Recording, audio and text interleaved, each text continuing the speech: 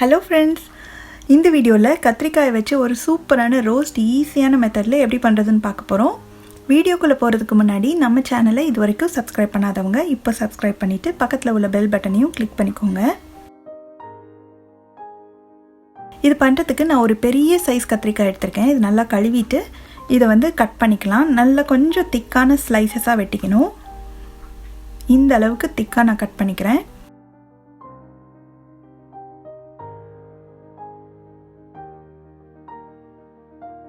நம்ம கட் பண்ண கத்திரிக்காயை ஒரு பவுலில் தண்ணி வச்சுட்டு அதில் போட்டு வச்சிடணும். நம்ம வெளியில் அப்படியே வச்சோம்னா கருத்து போயிடும்.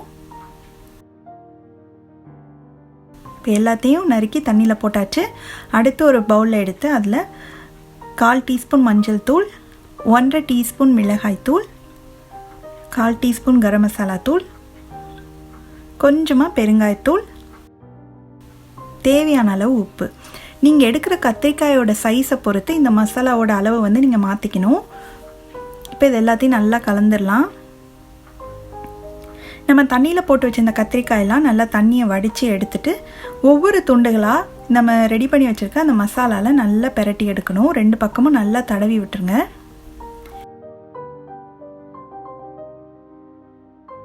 இதே மாதிரி எல்லா ஸ்லைசஸ்லையுமே நம்ம மசாலாவை நல்லா அப்ளை பண்ணிடலாம்.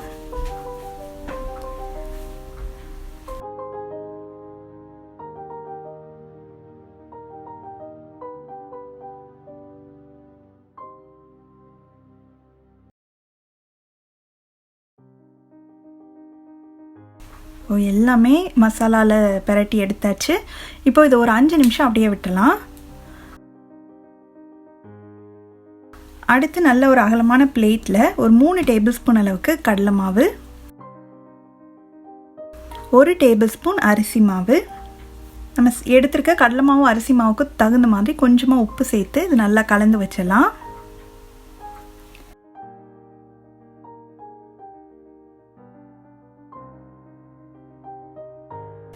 நம்ம மசாலாவில் பெரட்டி வச்சு இந்த கத்திரிக்காய் ஒரு 5 நிமிஷமாக நல்லா மேரினேட் ஆயிடுச்சு.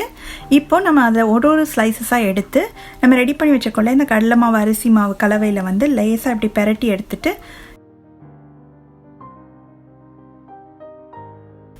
இப்படி உதறினீங்கன்னா எக்ஸ்ட்ரா உள்ள மாவெல்லாம் உதிர்ந்துடும்.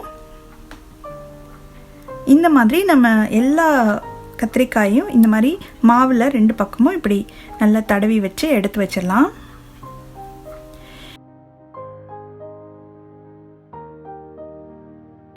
இதை நம்ம ரோஸ்ட் பண்ணி எடுக்கிறதுக்கு நல்ல அடிகனமான பாத்திரம் இல்லாட்டி இரும்பு பாத்திரம்னா ரொம்ப நல்லா வரும். தோசைக்கல்லில் கூட நீங்கள் பண்ணலாம். நான் ஒரு கேஸ்ட் அயர்ன் பேனில் ஒரு 4 ஸ்பூன் அளவுக்கு எண்ணெய் சேர்த்துருக்கேன். இப்போ எண்ணெய் சூடானதுக்கப்புறமா நம்ம ரெடி பண்ணி வச்சுருக்க கத்திரிக்காய் ஸ்லைசஸை எடுத்து வச்சிடலாம். இது ஒரே டயத்தில் நிறைய போடாமல் இந்த மாதிரி 4-5 நம்ம சைஸை பொறுத்து 4-5 இந்த மாதிரி போட்டு எடுக்கணும். ஸ்டவ்வை மிதமான தீயில் வச்சு ஒரு சைடு கொஞ்சம் நல்லா ரோஸ்ட் ஆகிற வரைக்கும் இருக்கட்டும்.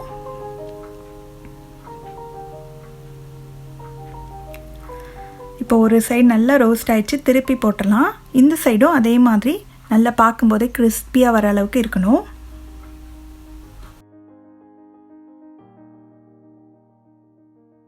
ரெண்டு பக்கமுமே சூப்பராக வெந்து நல்லா கிறிஸ்பியாக வந்துடுச்சு. பாருங்கள் எவ்வளோ சூப்பராக வந்திருக்குன்னு.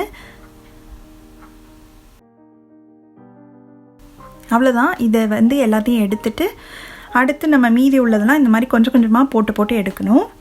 இது சூடாக சாப்பிட்றதுக்கு ரொம்ப ரொம்ப நல்லாயிருக்கும். ரசம் சாதம், வெரைட்டி ரைஸ், சாம்பார் சாதத்துக்கெலாம் சைட் டிஷ்ஷாக வச்சுக்கிறதுக்கு ரொம்பவே பொருத்தமாக இருக்கும்.